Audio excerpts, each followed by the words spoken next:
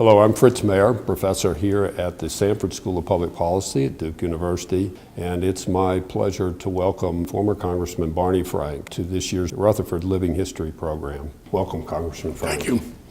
I thought we might start with what you're perhaps best known for late in your career, the role you played in the greatest financial crisis that America's seen certainly since the Great Depression, that culminated in the Dodd-Frank Act that bears your name. From sitting where you were, when did you see this coming? When did you first see this on the horizon? In two parts.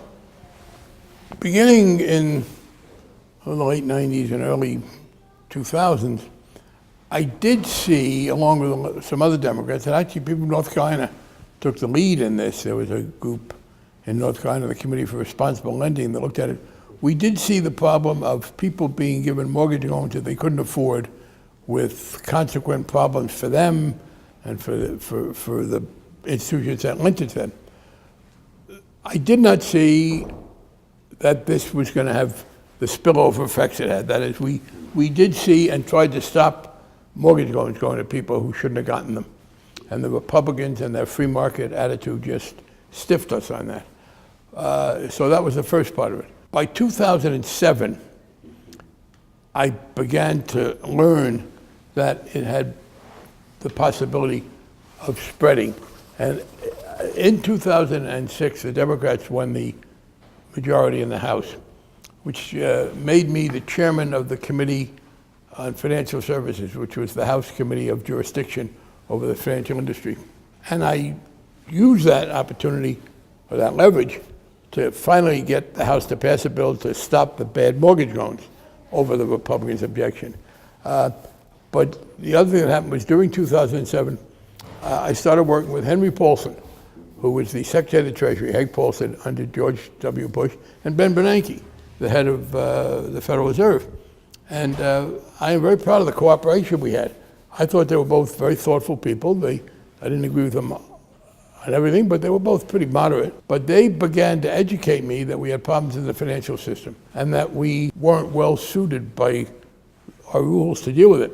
And one of the things we did, again, contrary to the myth, in 2007, while I had not seen the problems coming with Fannie Mae and Freddie Mac, and in fact, I had been a supporter of Fannie Mae's multiple housing, which never did have a problem, but it also became clear to us by 2007 there were problems with that. Again, we saw that they would have a problem. We didn't think it would be the broader one. So in 2007, I was working with Paulson to try and stop that. By early 2008, it became clear that there could be spillover. And one of the first very real signs we got was when he had to intervene to keep Bear Stearns, the investment bank, from going out of business. And from then on, throughout 2008, I was getting regular reports from him about problems, and we knew it was coming. Were there things that could have happened in 2008 that had they been done, that would have headed this off? Not in 2008, but in 2002 and 3. Yeah, I mean, and again, there was this myth that the conservatives have propagated. Oh, you liberals, you made the banks lend money to low-income people. It's exactly the opposite. Beginning actually with a bill in '94, and then the Democrats passed a bill telling the Federal Reserve to prevent those bad mortgages. And then by the late 90s and into the turn of the next century, Democrats were pushing for restrictions, and the conservatives kept stopping it. If we had gotten legislation through, even in 2002 or 3, that cut off these bad loans, you would not have had that kind of crisis. The problem was that the system was such so that institutions could make loans regardless of whether or not they're going to be repaid, because they packaged them and sold them to other people. So I would say by 2007, it was too late. And as a matter of fact, in 2007, which was the first time the Democrats had control, we did pass legislation to reform Fannie Mae and Freddie Mac and to stop the bad loans.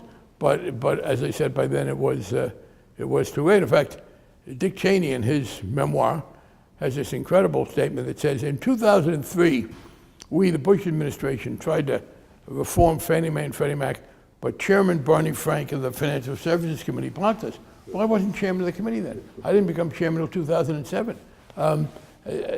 So it was done to their watch that nothing happened. So yeah, if they had agreed with us to stop the bad loans In 2002 and 3, we could have, there would not have been the crisis. And why didn't people see that coming? They didn't understand the way in which the bundling of these loans was changing the oversight, the human element in this? People often don't see terrible things that are very different. There was an ideological view that said, these are good loans to make, and well, let me give you the best quote. From Alan Greenspan in 2007, he wrote a book called Economics in the Age of Turbulence. And Greenspan said in this book, now he had been chairman of the Fed and had been given power by the Congress in 1994, by a Democratic Congress, to regulate these loans. And he said, I'm not going to do that. The free market is best. The conservatives believe the market should be left alone. And they saw a positive political advantage in loans going to very poor people. And Greenspan said it, this is a direct quote, a little paraphrased, I knew that these loans carried a high risk that they wouldn't be repaid, and there was a subsidy that was distorting the market, but the risks were worth taking because you cannot have a capitalist society unless there is strong support for property rights. And by making these loans, we were creating supporters of property rights. In other words, they lent the money to poor people so that they would become conservative and believers in capitalism. So even though they thought there was a problem, the mistake was they didn't see that the problem would metastasize the way it did. Roll forward to September 2008, Lehman Brothers collapses, absolute crisis, credit markets freeze globally. Talk about how what you did at that point, in that moment, you as a leader sitting where you were, others as well. Well, I'd been prepared in this sense. Hank Paulson, with whom I worked very closely, again, two Bush Republican appointees. In fact, I was defending them against the more hardline, rigid ideological free market conservatives on the Republican side. They had said, look, we have this problem. We are afraid that some institutions will become so indebted that they will not be able to pay their debts.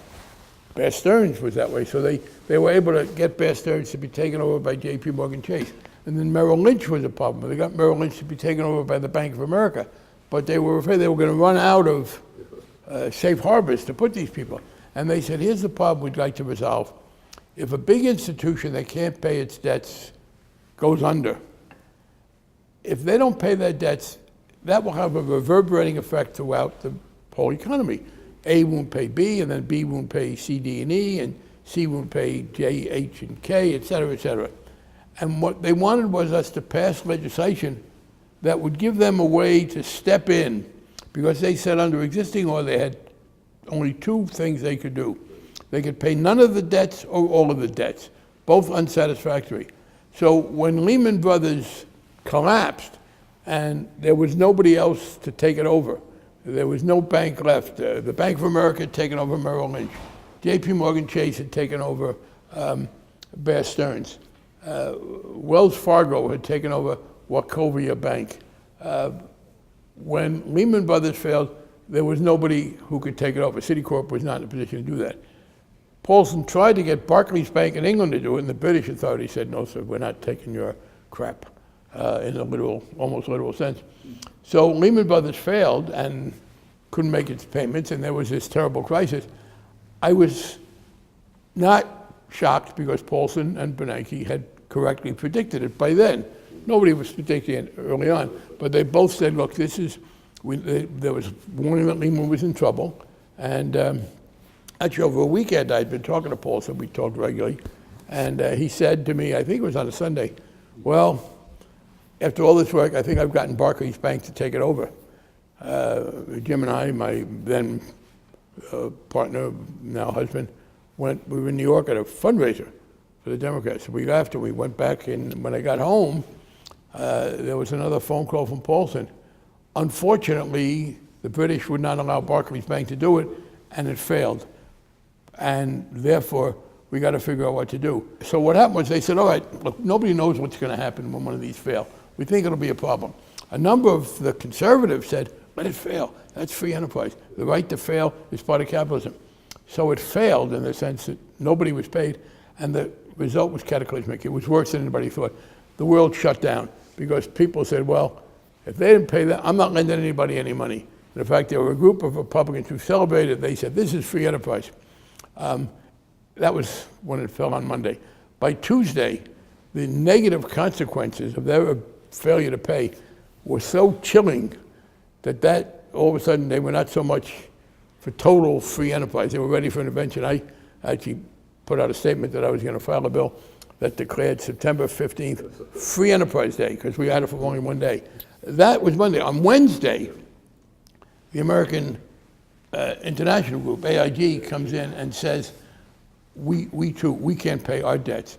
Well, at that point, the Bush administration, all the bailouts that people complain about, Democrats and bailouts, every single bailout, literally everyone, was started by George W. Bush. Sometimes with good reason, but we get blamed for their decisions. Bernanke, at that point, head of the Fed, who had the authority, said, given what happened to Lehman, we cannot allow it to happen again. So he stepped in and paid off all the debts of AIG. But at that point, we then decided, okay, we have a two-step process. We have to do something that stops the bleeding, and then we immediately have to begin legislation so that we make it less likely that we have these kind of failures in the future. And two, have a way to deal with the failures if they happen. Let's take that in pieces. Maybe first the TARP bill, the bailout, the scale of which was extraordinary. What it took to get your head around what was needed to sort of stop the bleeding process, and also maybe you could say a few words about the politics of this, because this is all happening, right in the midst of an election. No, I'm very proud of this, because this was the Democrats in control of Congress working with a Republican administration 6 weeks before a presidential election. And we said, no, this is terrible. We got to help. In fact, the Democrats gave the Bush administration more help than the Republicans. In the Senate, both parties were cooperative.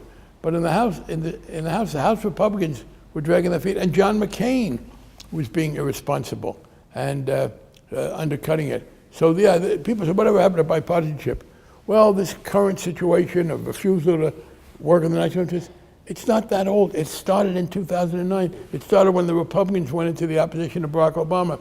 But as of December of 2008, the Democratic majorities, Nancy Pelosi, Harry Reid, Chris Dodd, and myself, we were working constructively with Bush, and we were helping him. Frankly, in September, the cheap shot political thing would have been to step aside, and the Democrats would have won by even more in 2008 with that kind of crisis falling on the party in power. We won pretty good. My view was, this is a disaster. We can't let this happen. And I had trusted Paulson and Bernanke at that point. You kept the banks going. What about the working people? The answer was, the working people are the ones for whom we had to keep the banks going. If there were no banks functioning, nobody was getting a paycheck. Nobody's getting ATM money. Jamie Dimon, the head of J.P. Morgan Chase, or Lloyd Blankfein, the head of Goldman Sachs, they had enough cash. They wouldn't have been, if the banks could not make any payments, they probably would have been set for 30 or 40 years. It was the guy living paycheck to paycheck, the woman barely making it. They're the ones we were doing this for. So yeah, we supported the TARP. By the way, people misunderstand what happened. The total amount, we authorized $750 billion. 375 was spent. The money that was lent to the banks was repaid with significant interest. The federal government made a big profit there. Where we lost money and didn't get it back, I'm glad we did it. It was to keep General Motors and Chrysler alive, because we used that money for them. But the politics were terrible. What would have happened had you and the Congress not acted? It would have been a very severe depression, because you would have had economic activity spiral downward. At some point it might have reached a bottom, but there would have, people would not have been able to get their ATMs out, banks would have failed, and in particular, you would have had, people would have stopped lending people money. Well, I'll tell you what happened. The first day we voted on this TARP in the House, the Democrats were supportive, but the Republicans voted so overwhelmingly against it that it lost on a Monday. The next day, the stock market had the single biggest drop in one-day history, and all of a sudden, people, automobile dealers found they couldn't finance their inventory. I mean, the economy stopped. It would have been a very severe shutdown of economic activity, a great hardship. Roll forward now, Obama wins, comes into power, and now on to the second issue, which is how do you reform things so that this kind of thing doesn't happen again? Before 1980, people who borrowed money were borrowing it from the bank that they were going to repay. And the bank was therefore careful about who the borrowers were. And then things changed. First of all, a lot of money came into our economy outside the banks, from countries that had big surpluses in their trade, from oil-producing countries. A lot of money outside of banks, less regulated. We also got information technology. It became possible to do all kinds of bundling. And so what that enabled was a shift in lending so that by 2000, most of the loans were being made by people who would lend you the money and then immediately sell the right to be repaid, not wait for you to repay it month after month.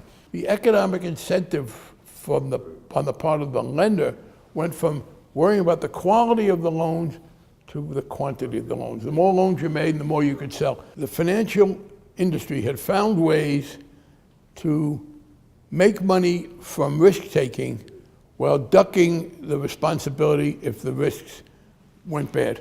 I mean, there was that separation, and we had to try to rejoin that. We had to get to the situation where the people who were taking risks could make the profit if the risk paid off, but got a loss if it didn't. Now, that was to stop things from going bad. And then we picked up where we had left off from Paulson and Bernanke when the crash came. We put into place a set of rules that said if you are very big and you can't make your payments, you're going out of business, you fail. The federal government may then have to step in and pay some of the debts as it did with AIG, but in this case it will all be allowed legally to pick and choose, not pay all the debts by using the bankruptcy power. But beyond that, any money the federal government has to pay out to prevent this mass bleeding will be recovered, still the law today, from an assessment on other large financial institutions.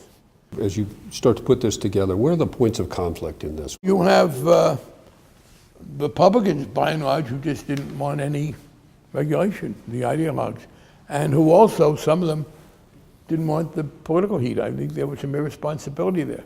The senior Republican on the committee, when I became the chairman, Spencer Backus, in 2007, he agreed with us we had to do something. He worked with us to try to stop the bad loans, and he was then threatened by the other Republicans with the loss of his position as a committee leader, so he turned around. Senator Shelby, the senior Republican, was working with Chris Dodd, and then fairly abruptly he called Dodd and said, we're just going to oppose everything. So it was a combination of ideological and partisanship on the Republicans that said, we're not doing anything at all. Then there was some specific conflicts.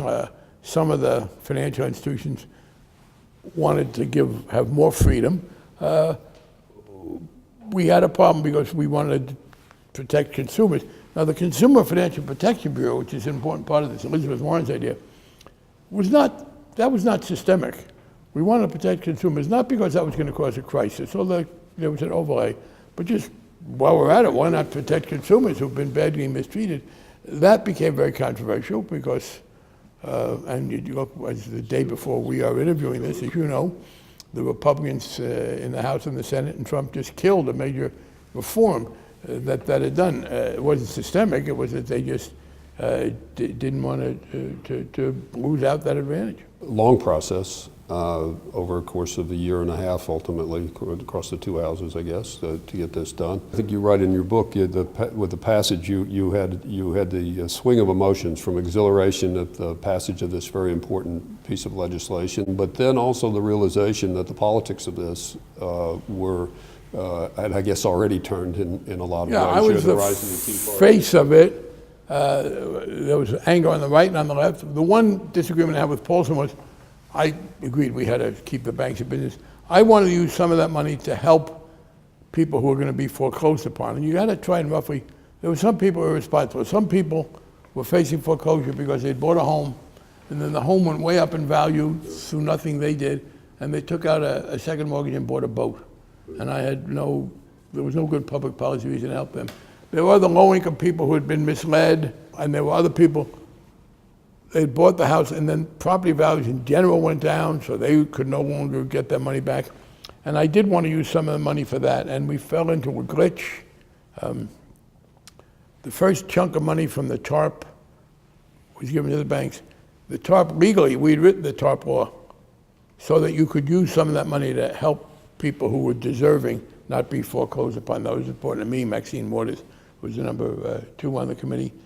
And we fought with Paulson, and he didn't do it in the first round, so we said, okay, I'll do it in the second round, but he had to ask for more money. They asked for it in 2 chunks.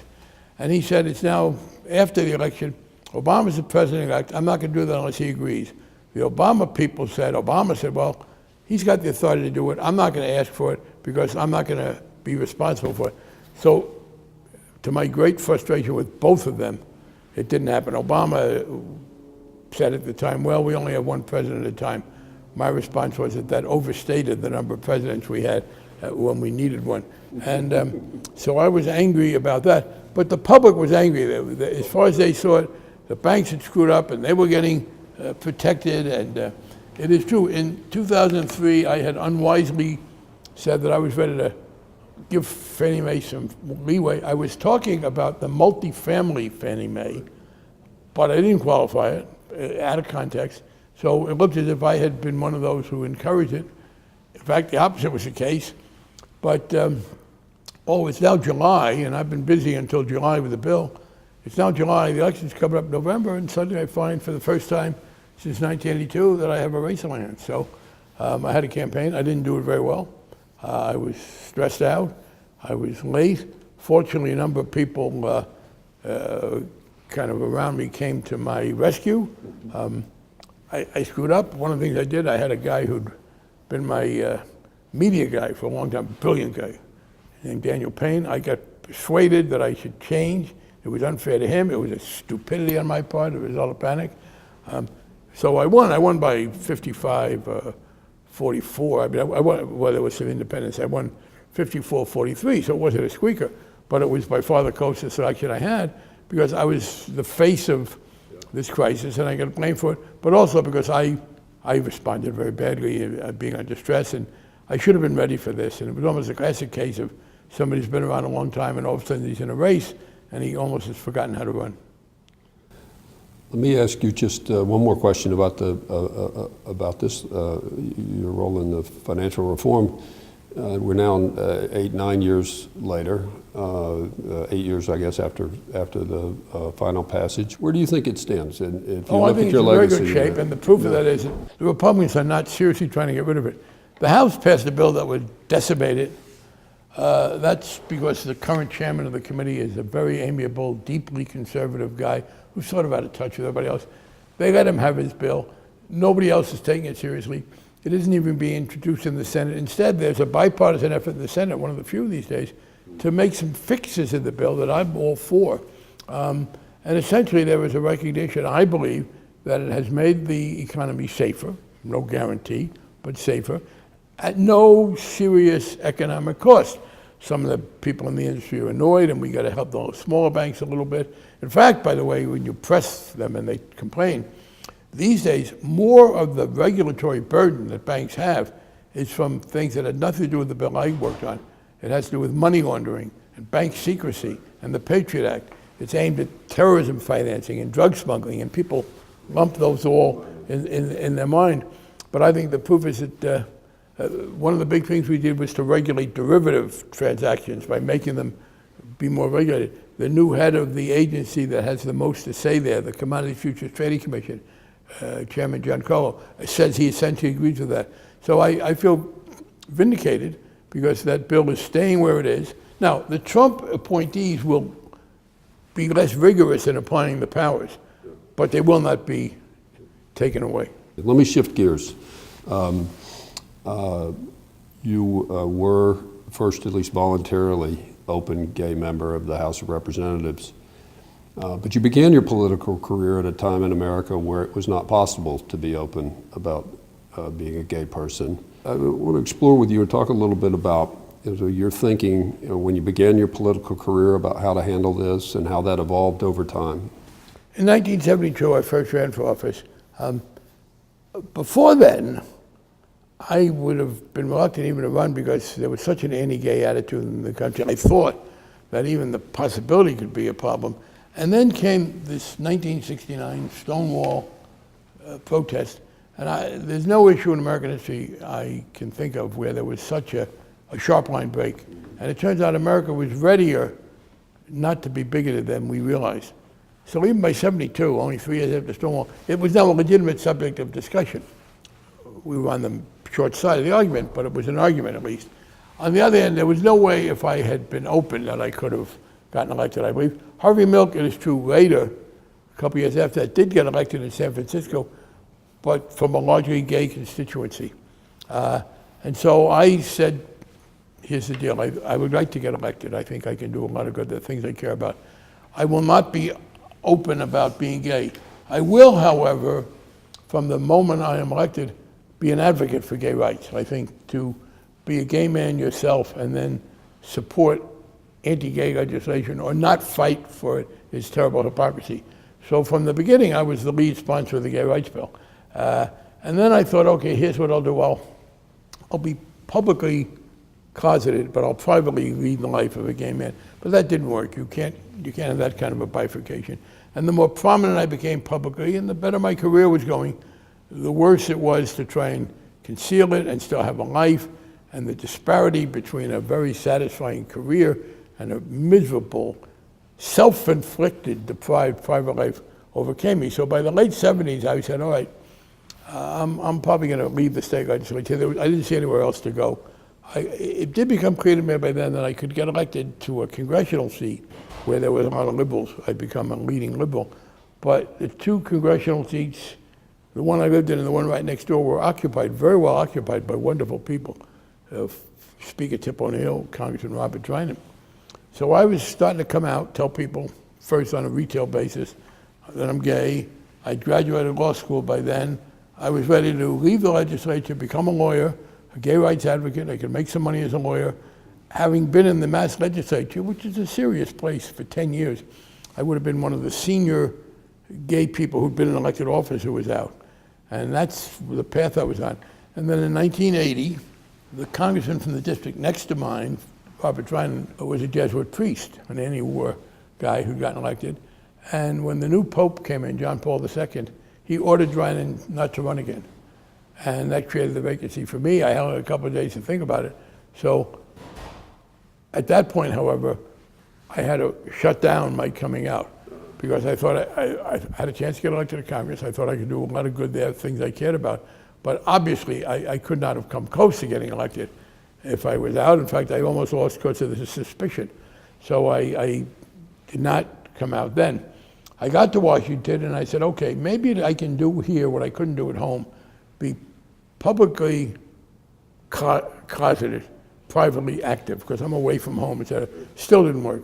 You could not live that kind of life in a satisfactory way. So I thought about it, and for one reason or another, finally in 1987, I said, I got to put an end to this. I'm just going to tell people that I'm gay. A congressman from Connecticut, a Republican named Stuart McKinney, was a very liberal Republican of the sign you don't have anymore. He was a great leader in the fight against homelessness. He died of AIDS. Stu was about, I don't know, maybe 60 when he died. And the debate then ensued, was he gay or was he not gay? What did he die from? And at that point, I said, you know, this is ridiculous. To have this really very impressive guy who had a great public career, and he goes out with a debate about this. So I said, it's never going to happen to me. I'm just going to get this over with. Were you surprised at the reaction you got? What did you expect, and what was the reaction? I thought there would be a mixed reaction. I thought I could get reelected, but it might hurt me some. I had decided, by the way, that I could no longer live with the emotional pain I was inflicting on myself. It was nobody's fault but mine. But I had physical and emotional needs that you just, they cannot be denied. The best career in the world. People have said, oh, she's so wrapped up in a career, she doesn't need a private life. I have never found that to be true. I don't know anybody who doesn't need to try to meet these needs, physical and emotional. So I said, I'm going to do it no matter what. I thought it would diminish my influence and make maybe my votes would be less. I thought I could survive a little bit diminished from where I was, and I was too pessimistic. It didn't diminish my standing either with the voters or with my colleagues. A lot of my straight colleagues, good liberals, people who are supporters of our rights, begged me not to come out. People knew I was. They said, "Oh, it's going to hurt you. You're our ally. We'll lose you as our ally." African American members, female members, people with whom I'd been allied said, "Please don't do this." And I said, "Look, I can't argue with you about the consequences. I can just tell you I have to do it personally." We'd made an enormous progress in 15 years, and I don't think anybody realized quite how much progress we'd made. And that was part of the dilemma we had. People who were gay and lesbian were afraid to come out because they thought it would be bad, but by not coming out, we kind of perpetuated this. And it was a number of people coming out, many way before me, that broke this. But I underestimated it, but so did almost everybody else I knew. What do you think made the difference? What things made the difference? What made the difference is our coming out and being out, that there was this myth about us. And part of it was the fact that we delayed coming out. People were surprised. It turns out that the only real difference between most gay and lesbian people and most straight people, on the whole, is who we are interested in physically and sexually. So this whole notion of this separate category of people, all of a sudden gay people popping up everywhere. It just was unsustainable because, and that's the difference between race. I mean, people always knew they could form their opinions about race, and the related issue is that the overwhelming number of gay and lesbian people have straight parents and straight friends and relatives. That's not true for African Americans. I mean, funny way of putting it, there's a book I was reading about a gay politician in England who'd got some problems, and they were talking there about how a guy in the House of Lords had been working to change the rules, and he'd been working on two issues: protecting sea turtles from fishing nets and helping gay people. And he was successful on the gay issue and not the turtles. And someone asked him, "Well, how do you account for that difference?" He said, "Well, there aren't that many turtles in the House of Lords." I mean, the fact is that there were gay people, not just that we personally cared. As we came out and people learned who we were, it became impossible for anybody who wasn't a dedicated bigot to sustain the notion that we were somehow some separate, threatening class. In the present climate, there's a lot of anxiety about backsliding on gay rights, race, gender, the civil rights issues that we've made so much progress on in the many decades, really. What is your take on that? Are you anxious about that? I am worried about the backsliding in race. I wish I didn't have to say this, but I think the progress we've made in combating anti-LGBT feeling is much greater than race. Race has been the worst problem. African Americans have suffered worse in reality, but for a variety of reasons, we've had an easier time of it. I regret that. I had really mixed emotions the week that the Supreme Court said there was a right to same-sex marriage, and then that the Voting Rights Act was unconstitutional. To be honest, if I could have switched that, I would have said, "No, give me the Voting Rights Act, and I'll wait. We won't have national marriage." So I'm not at all worried about it with regard to LGBT rights. Let me give one clear distinction. One of the serious problems we have now that people are talking about are the instances of the police violence against black people. When things were starting out, if you go back 50 and 60 years ago, gay men were the victims of police violence as well. They used to raid the bars and beat people up. In this current climate, I can't remember the last time you've heard about any official violence against gay and lesbian people. There was this problem, thanks to Donald Trump and people not voting for Hillary Clinton, so they got to appoint a Supreme Court justice.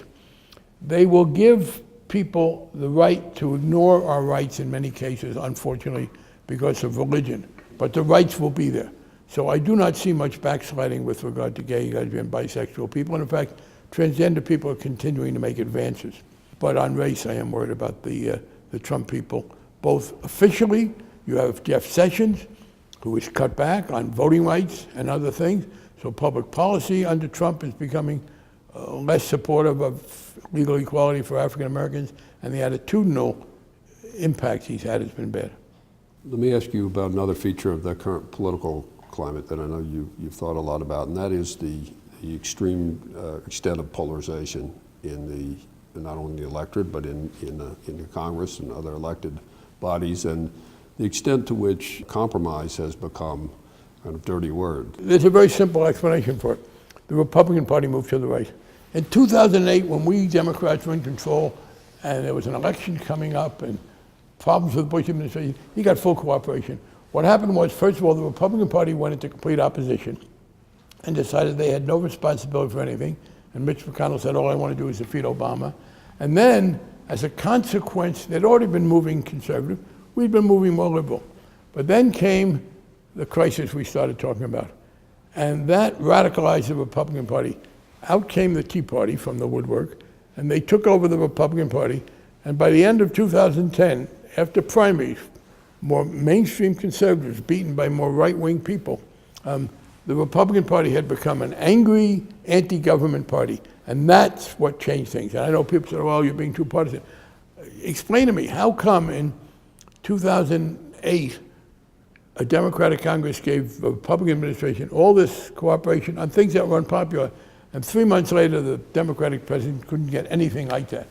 By the way, if you look at the leaders of the Bush administration effort to deal with the crisis, Secretary of Treasury Paulson, Fed Chairman Bernanke, they're basically not Republicans anymore because of that. So, yeah, we have this terrible polarization. Now, there was an added problem that affects both, and that is the electorate has polarized itself, and it's partly the media, and it's the internet. There is no broadband media approach these days, whereas 40 years ago everybody watched the same thing or read the same thing. People have sorted themselves out now. So the most active advocates live in two separate media universes, and that makes them less likely to support compromise because they both sides tend to overestimate the extent to which their opinion is majority opinion. And if you think you represent strong majority opinion, you will not be very happy when the people who claim to be your representatives tell you, I don't have the votes. They think you're lying to them and you're giving in for some bad reason because everybody they know agrees with that, so how could you not have the votes? Do you worry at all about the Democratic Party, maybe not to the same extent, but that there becomes some kind of litmus test, liberal litmus test? Yeah, I do worry that the thing that I just talked about, that I do think it's very important for people in the Democratic Party to push, and I thought Bill Clinton and Barack Obama paid insufficient attention to the need to worry about economic inequality. They should not have pushed trade the way they did. I oppose them in both cases. So substantively, I agree with much of this. What I fear is that there are people on the Democratic left, Democratic Party left, who are prepared to say not only that they like single payer or they think Donald Trump should be impeached, but that anybody who is not prepared to agree with them right away should be opposed. That is very destructive. I'm going to spend a lot of time trying to talk people out of that. Wonderful address you gave yesterday here at the Sanford School about the mistake to think of principle and pragmatism as opposites, and that you really need both. Talk about how that, in your career, sort of animated your thinking. It's axiomatic. The more you care about some value, the more you want to have it happen. I mean, I don't understand how people can justify to themselves, well, I care very deeply about this, and I care so deeply, I'm just going to be pure about it. Unrealized ideals lead to moral superiority, maybe, but they don't get anything done. And I've seen all the arguments against compromise. They don't work. One is, oh, well, let's not compromise. Let's let the pressure build up. Well, I've never seen that work. Don't do a partial thing. That's unfair to the people who don't benefit. You're going to be unfair to everybody. You're going to help some people. As a matter of fact, when you talk about social reform, getting part of it makes it easier to get the rest of it because you have diffused this fear of the unknown, this ability that people have to demonize it. The problem now is, in addition to this polarization, there are a growing number, but not a growing number, people on the whole think government is terrible. And what bothers me is the left has always been more pro-government, the right anti-government. Unfortunately, even on the left now, there are people who've they don't believe that government's going to be able to help them, well, particularly now with Trump in there. Instead of wanting the elected officials who they support to make their lives better with real things, they want psychic income. They want to be told that they're right and everybody else is terrible. And that's hard to compromise. I mean, people, I can say, you know, I'd like to get this is the most I could do, but what's my argument for not chanting the slogans that people want to make them feel better? And that does worry me. What's your recipe for how we get out of this? What is the way back? By talking, by people who know better saying, no, please don't do that.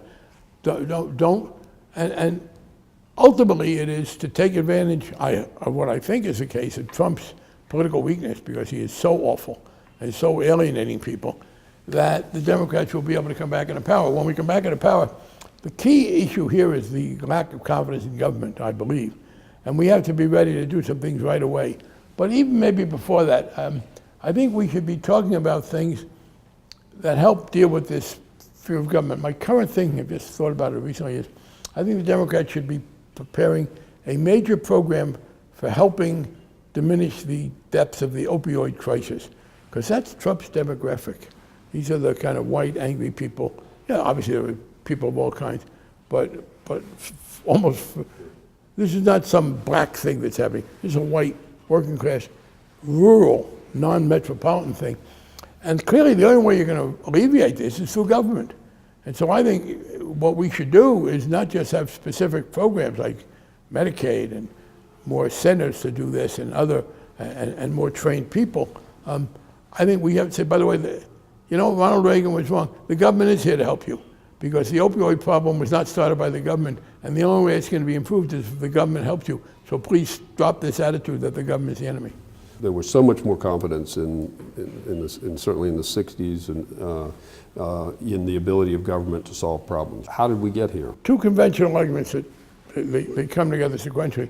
The first was the Vietnam War and the anger, and then the racial troubles, and things weren't so happy. But more than that, I think that, by the 90s, there was less of that, the early 90s.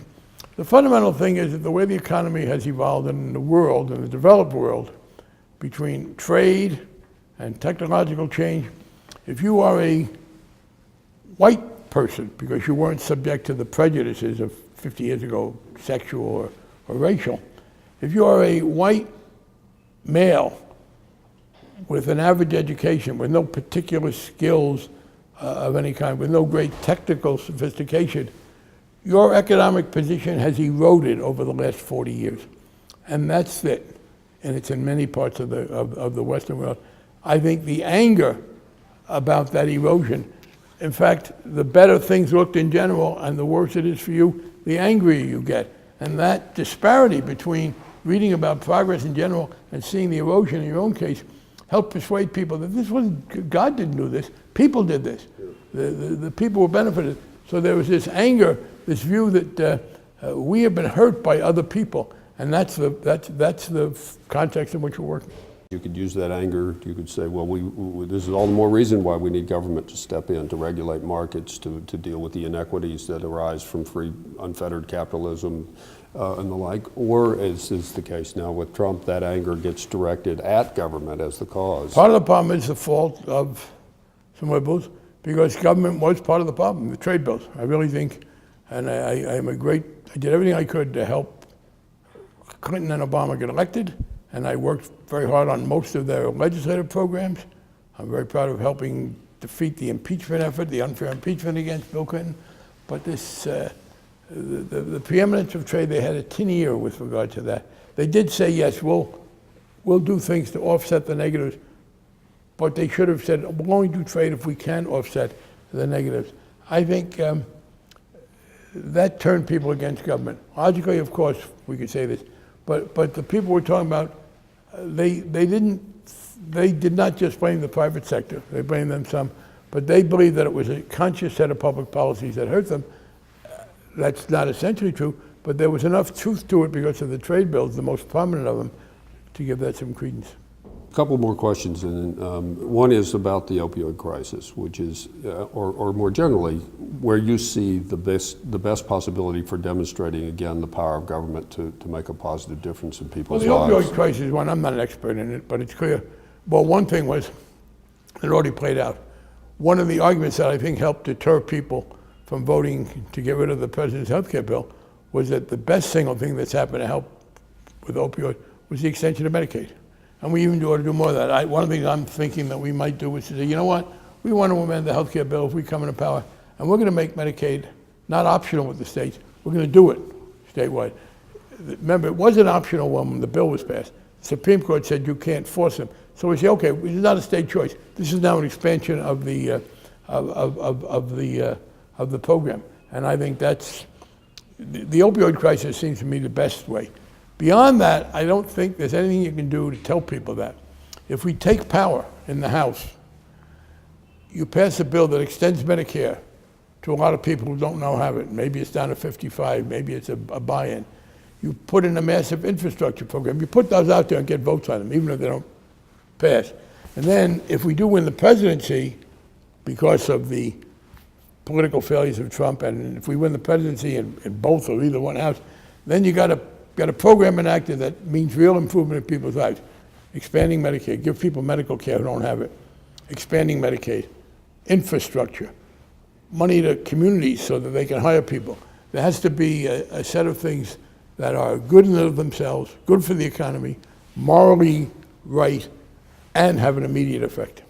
As you look back at your long and very distinguished career in public life, you think about how history will remember Barney Frank. What would be the things that you would want people to remember about your career? What are the things that you're proudest of? I don't want to be a post office. I know I have seen my colleagues get post offices named for them. I've never thought that I wanted people to walk by a post office and say, "Oh, that reminds them of me."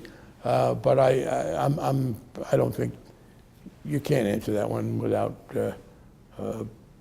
frankly getting into showing more of your ego than is appropriate. All right, well, we'll leave it to those of us who write about you to try to answer that question. And it's a real pleasure talking with you today, and thank you for being here at Duke this week. Barney Frank. Appreciate it. Thank you.